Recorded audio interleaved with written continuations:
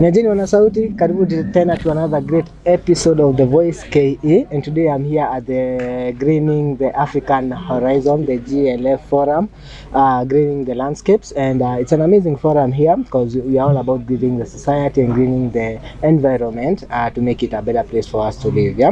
So basically today I have two awesome guests, and these are very special guests to me, and I believe to many Kenyans because they are part of an organization that has been very active here in Kenya and very much supportive, and not only in Kenya but also in Africa and also worldwide. And these people are so much focused on a worldwide scale. They are not so much focused on here in Kenya, but the organization is also based here in Kenya, and that's the food. It's FAO. FAO. It's food in full. Food and Agriculture. Food and Agricultural Organization, and that's why I have them today. Of the United Nations. Yeah, of the United Nations. It's kind of the United Nations, isn't it? Yeah, and the one guy we have him is from Switzerland, which was ranked among the best countries in the world. He's going to tell us if it's one of the best countries in the world. And of course, a lady from the United States of Africa. They are both United States of America, sorry, and they are both they're both new in this particular country of Kenya. So they're going to tell us what they think of Kenya and how they have heard of Kenya, and about the projects that they are doing here and why they are here. So thank you. Welcome, my guest. How are you, sir? I'm doing very fine. Very pleased to be here. As I said, I'm working for the UN FAO, for the Food and Agriculture Organization of the United Nations. I've been with this organization since 26 years. Wow. And I've always worked on questions of natural resources management. In other words, forestry, agriculture, how to use water, how to use soil, how to use biodiversity. So all the topics which are being discussed here in this global landscape forum. Thank you. You can also introduce yourself. Okay, so I'm Victoria. I'm the lady from the US. I'm also working at the FAO with Thomas, who's my supervisor. I'm here part of the dryland forestry team in FAO.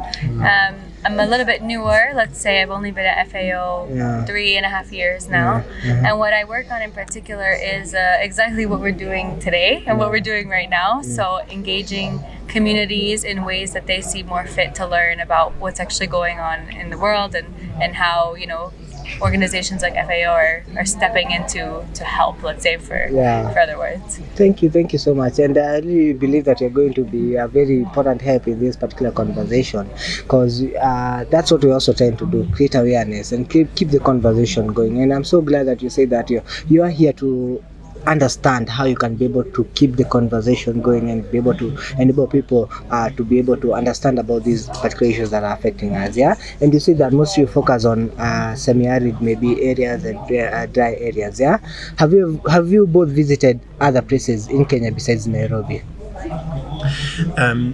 You know, we had the last 4 days, Thursday to Sunday.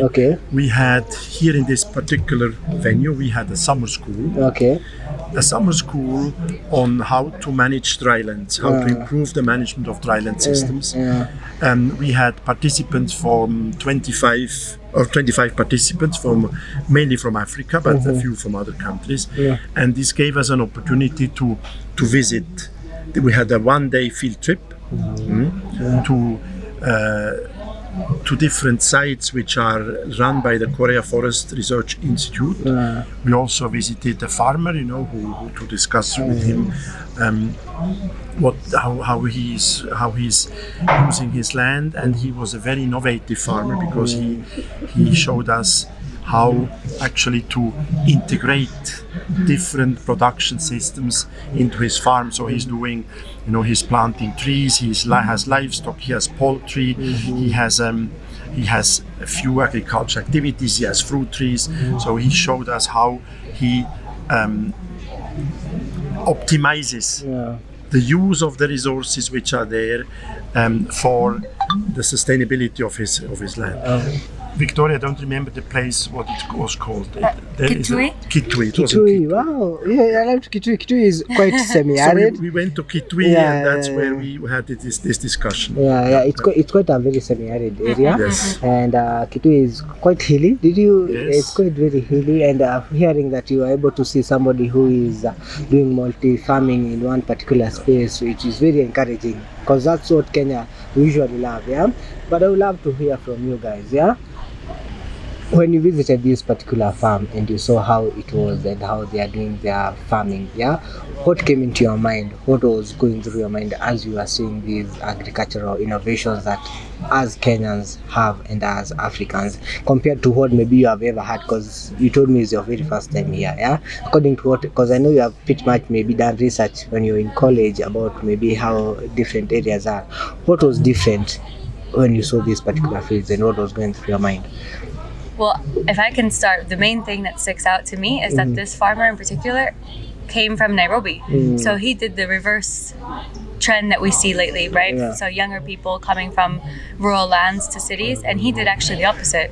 He said, what am I doing in this city? I feel super lost. Let me go back to my land and actually make something of it. And I'm not sure his age. I don't think he was, let's say, my age. I think he was a bit older. But, the point is that he decided to move the opposite way, and he made a really successful business for himself, and he has his land, he has his whole system going. He's very enthusiastic about it, and he is open to sharing this with other farmers who maybe don't have the experience that he had. So that was what really stuck out to me. That was different, because as I said, my experience is not as much, but from what I've seen in this little experience is that a lot of the trend is, okay, young people want to just go into cities. They think that's where the opportunities are. But in fact, he shows firsthand, this is not always the case. Yeah, that's really nice, because that's what one challenge that even our Kenyan government have, because many people when they are done with school, the first thing they think about is moving to the urban areas, forgetting that in the rural areas, that's where opportunities are, especially in terms of farming and agriculture, because people really need to eat in the urban areas. Where are they going to get food? And in urban areas, we usually don't farm, So, what was ringing through your mind when you met that young man? For me, he clearly showed that when we talk about management of land, landscape management, like this forum is about, it's always about looking at the natural resources, and it's looking at the livelihoods and the economy. So you cannot just say, we protect the natural resources because they are important and so on, and we don't think about the lives of people and about the economy. So if we want to be successful with greening the world, we have always to bring these together to say, look,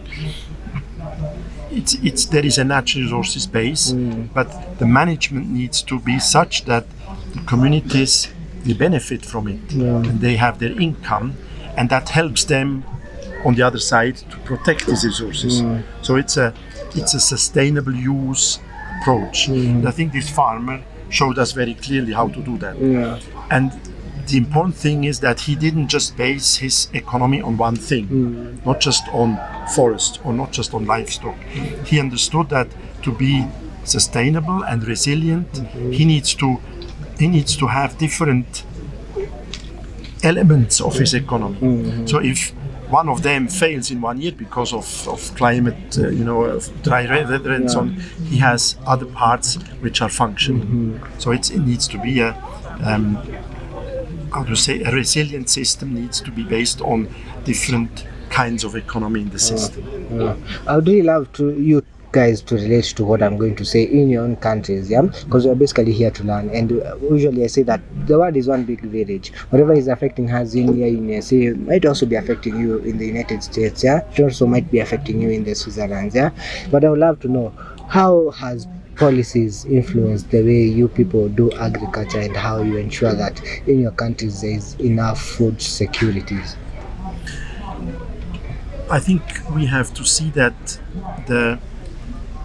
the basis for agriculture, food security is obviously different in different countries. Countries. In our country, in Switzerland, we never have water scarcity, because we are in a temperate zone where we have rainfall throughout the year. The temperature is moderate, so that's a natural condition which already helps us in terms of the food security. From the policy point of view, our government puts a lot of attention in agriculture. So what our government does, is they also allocate subsidies. For example, we talked about hilly areas. So in Switzerland is a mountainous country. In terms of subsidies, what do they provide for fertilizers? Is it for not for fertilizers, but for example, for more and more for organic farming. So if a farmer goes from a traditional farm to an organic farm, they provide subsidies for that. Or because it's a mountain area, they provide subsidies for farmers who actually farm steep slopes, which are much more difficult and labor intensive than lowland farms. So they give subsidies for farmers who actually manage or who farm mountainous areas, which are very. So that's the kind of subsidies which are being given. And how much of food do you usually import in Switzerland? This is something I don't know. I cannot tell you we are certainly not a self-sufficient country, but I cannot. It's because we are also exporting a lot of products. For example, cheese. We are very famous to export cheese, and so on. So we have an export industry, but certain products then are also imported. But I cannot tell you any figures right now. I would have to check that. It's okay. And how has the policies in the USA influenced food security in your country? No, I'm not really sure what to answer here, because this is not my expertise. I don't want to tell you something that's not quite right. It's okay. But you also have semi-arid areas, isn't it? Are there like policies or measures that have been put to ensure that those areas have sufficient food, or they are able to self-produce foods, or they usually export the food? I'm sure that there are, but I'm just not really familiar with them. It's okay. Sorry. It's okay. Coming back to your question about Kenya, our observations again, we were all very impressed, by the attention from the government side for the management of these lands. We visited the research station of the Kenya Forest Research Institute. I mean, it's a very, very it gets a lot of attention, especially in terms of sustainable management of land resources and agriculture. So that was very impressive. And the same with the Korea Forest Service. They are also. We were together there. So I feel that the government is very serious about supporting different regions in the country, in this case the semi-arid region, to improve the management of the resources, always in view of the sustainability of the use of these resources. Definitely, because for us, in terms of the resources and what you are talking about, the subsidiaries, for us the government has really tried to do like to subsidize the fertilizer so that more farmers can be able to ensure that they self-produce, considering that also Kenya, like our highest GDP comes from agriculture. That should really count for a lot of policies that are really encouraging farmers to really get into farming and even self-farming, and cash crop farming, and a lot of cash crop farming. But for us now, as an African country, it's usually the corruption that usually kills us. Because when even the subsidiary of the fertilizers came in the country, we saw like our Minister of Agriculture, they started selling fake fertilizers to our farmers, which really discourages even farmers. And that's why you find like a lot of youth are getting out of the semi-arid areas, from the rural areas. They give up on farming. They are like, they understand now farming is for the old people and it's no longer profitable as it's supposed to be, and now they come up into urban areas, which is costing us a lot in terms of our GDP and everything, But what are some of the policies that the youth can be able to implement to ensure that when they are farming in the semi-arid areas, they are able to have a good harvest and be able to provide food for themselves, and not only for themselves, but also as a source of living, as an expert? Oh, that requires a little bit of thinking, I believe. Well, what kind of policies can they advocate for? I would say maybe to start off, a deeper dive into education on what actual agricultural development can do. And I know that I've seen that Kenya is actually working on this, and there's a lot of attention given to educating younger people on giving back to their environment and maintaining the sustainability of it. So I think maybe the first thing that comes to my mind, because this could be a topic that maybe would require a lot of thought, but the first thing that comes to my mind is maybe an enhanced education to younger people on what the benefits are for staying in farms instead of just migrating to cities hoping for a better opportunity. There's a lot of potential. So I think that education and trainings and awareness is the key to start with. Like this podcast, for example, just kind of bringing attention out for younger people to understand. So what about you, sir? What do you think are some of the policies that will be applied to ensure that we have more youth and more young people engaging into agriculture and not only seeing it as as another job that is for the older or not much as profitable? What are some of the policies that you feel that can be put in place? Let me start with the bigger picture, if that's okay with you. So, if you go to, big conferences today, the climate conference or the desertification conference or biodiversity, one of the conclusions is always the same. We have to change the way we use our resources. Comes from all over. And for me, the only thing or the most effective investment in this is to work with youth, because young people they have new thinking, they are flexible. If you sensitize young people, they will be able to change the world. People who are already in the government since many years, they have their their approaches, they might not necessarily change, but young people, so the best investment is in young people. So coming back to your question, so I think policies, and I fully agree with what Victoria said, policies who are actually allocating the necessary attention and the resources into education of young people. And not just education of young people so that they have jobs, but in awareness raising about the sensitivities of the management of natural resources and the fragile or the danger which is there of overusing. I think that's very important. And on the other hand, to give opportunities to young people to stay in the field at the farm level. But I'm not sure if just subsidies or is enough. It's basically to support them in actually implementing their ideas and innovations. And in other countries we are even talking about promoting e-commerce in rural areas. So e-commerce, so that young people who are very savvy in terms of modern technologies, so that they can use this at the field level, at the rural level, to improve their livelihoods.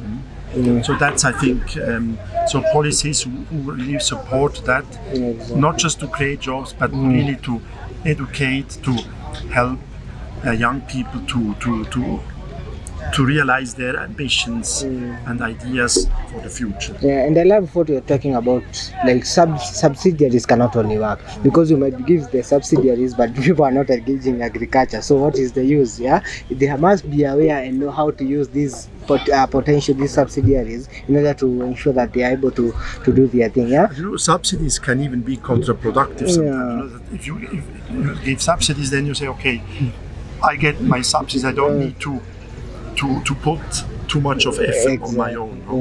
So I think that's quite that's another thing. I would say, just another point to add quickly, but even considering, integrating these kind of trainings at a very low level, like when children are very young, right? Because not trainings, but, awareness raising, like integrating it into curriculums, because I think that, it's an important topic nowadays, and I think children, meaning younger kids, should start being exposed to it at an earlier stage, so that they can maybe think about it as they're learning their math and they're learning their whatever subjects, and then this can be another just a current topic that they're learning about, whatever, how you want to phrase it, and then slowly it's integrated more into schools, so that you build the knowledge like this. I believe what you're saying, because for us, like for here in Kenya, usually agriculture is introduced when you're in form 1, form 2, you understand, yeah? And people forget that. So a child grows up learning and knowing that only math, English, Swahili, those are the main subjects that are taught since you are a child. So you only know that those are the most important subjects that are going to help you in the future. But if you start agriculture from a very young age, you help people understand that you eat food, and that food comes from somewhere, and this can be a source of living for you. You can start teaching them at a very young age about agriculture, so that they can also, when they're growing up, they can also consider it. The other day my sister was asking me, between agriculture and computer, what should I take? And she's like, I don't want to get tired with agriculture. And I'm like, do you want to get tired or do you want money? There's a difference. To teach on agriculture in a very applied way, you know, to think about, okay, what does it need to produce cereals, for example. You know, to think about the water, where it comes from, you know, the sun, about the soil, you know, the animals in the soil, what they are doing. I mean, this kind of very applied education. And then, you know, when children get older, they are sensitive to this, you know, then they are that will influence the way they will work in whatever jobs they have, or in their agriculture fields. Yeah, exactly. And I would love to know from you, what role do you feel like technology has played in terms of agroforestry and agricultural production, and what is the future look like with now technology, especially in the semi-arid areas? Well, like I said, what I work on mostly is community engagement. So maybe I can talk from this angle and technology in this regard. And I think you're really already familiar with this angle. But what I will work on in particular is using adaptable tools, and one of them is video. And I know, you know, video is a sort of technology. And the reason why we use video is because, you know, you hear, especially from what we do, right? Like there's a lot of knowledge products, meaning reports and boring things that, you know, are not maybe so pleasurable to look at sometimes, you know? So when we use video, it's to actually make something that's, you know, short, unique. Maybe a community member just doesn't want to read, or maybe they can't read. But this video, if it's in their local language, they can see it and say, that's how I should do whatever X, Y, Z. This is what agroforestry means. This is how I do it. You know, so this is what I can say for what I work on. You know, on a daily basis. This is what we focus on in terms of technology. But at the same time, you know, technology can also be a bit challenging, right? Because you need to have access to the technology. So it's a bit of adaptive management. And in fact, the initiative I work on has the word adaptive management in it. So that's what I think in terms of tools. Yeah, I think I would also push the same for you. What do you think technology and how has it changed the landscape in terms of agroforestry and food production? Especially for you, I believe you have seen both sides. For us, we can say like most of you have been in the technology, but for you, you have seen both sides. You started these 26 years ago. The day after this, that is on the 19th, I'll be turning 26. That means when I was born, that's when you were starting, you know? So I would really love to know, how have you changed the transformation of technology in terms of food and agricultural production? Oh, that's a big topic, you know. Depends a bit on what we mean with technology. So maybe just to be very practical, when we look at use of water for irrigation or so in agriculture, or for use of water, for example, the technology about drip irrigation and so on has amazingly changed the way, or the economic use or efficient use of water. You see what that means. So instead of flooding or irrigating fields in a way that half of the water is gone, so the technology now is there to have little pipes with little holes, and then this water goes very, very precisely, you know, as much as needed to the plants. I mean, that kind of technology has tremendously improved the way water is being used, or in other words, has helped to economize, you know, the use. In terms of machinery, there obviously, I mean, that's a whole topic in itself. In other countries, you know, in more industrialized countries, the machinery has has got much more heavy and much more big, and there is a danger of soil compaction because of this machinery, But in terms of small-scale machinery, there has also been a lot of progress, to help farmers in how to say in small-scale farmers to have a bit less burden on their manual labor. Absolutely. When we talk about technology, as I said, what is certainly a future is to introduce more e-technology in the rural areas for the whole question, for the commercializing of products, for the value chains, and so on.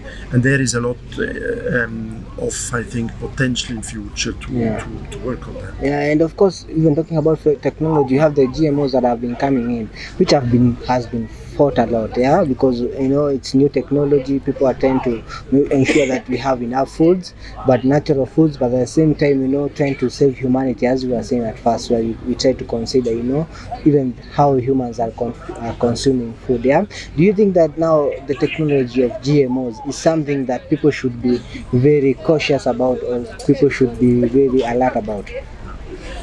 That's a very difficult question, and I think what you just said is correct. We have to be very cautious about it. And the role of FAO is not to promote or not to promote, but it's basically to provide evidence, to information and say, look, that's the situation. So I think what you said is correct. We have to know that it is there and it is further evolving, but we have to be very critical about it, and see the pros and cons of it. Have you, as far, because you are a very trusted organization, people trust you for information about food and agriculture. Have you looked at these particular foods, and what caution have you taken to ensure that no foods or that are harmful to the population have gotten into them? This is really something which is outside my expertise. I'm really not I'm more on the natural resources and so on, but I'm not on the question of GMOs. Absolutely not. I just tell you about the role of FAO, not just in GMOs, but in general. That our role is to provide evidence to countries if they ask for, but it's not to prescribe anything. Because that's not. We are an intergovernmental organization, so we have to. We are an advisor to governments, but what the governments decide is not in our. Is not. But you have not. Have you are there experts from FAO who have got into it and looked into it? But I'm really not the person who can talk about this. Okay, amazing. It has been an awesome conversation with you two guys. Just one more thing about technology. If we consider also the question of fertilizer and so on as a technology, I think more and more there is evidence, that fertilizer is not the solution. So we have to be very careful with fertilizer. With anorganic fertilizer, but there are more and more very interesting technologies, of integrated pest management, of organic agriculture and so on to complement the so-called traditional agriculture. And I think that's another technology which is moving, because more and more we see that that organic agriculture, integrated pest management might be more sustainable in the long run than to use fertilizer in too much quantity. Amazing. So here usually end with something called a call for action. So like each of you to tell us, what is your call for action today as we come to a conclusion of this particular podcast? What is your call for action? I was just thinking about this before because I said, he's going to close us off, but I wanted to add a point. So I would say, from what I really am passionate about is the community engagement. So for my call for action, and I'm not sure if this is what you're looking for, but it's what I really would, I'm striving to do, is to have the communities involved. And it's nice to have them listening to these kind of podcasts, watching the videos, but we want them to make them and share the messages with us. And us, I mean like FAO, or the government or whomever is trying to do some work. And so my call for action is to have community members share their voices, because that's what we want to hear. And I think that's what matters the most. How they want to be engaged and how they want to deal with these issues their way and the best way that they know. I believe that's a very important point. What is your call for action today as we come to a conclusion?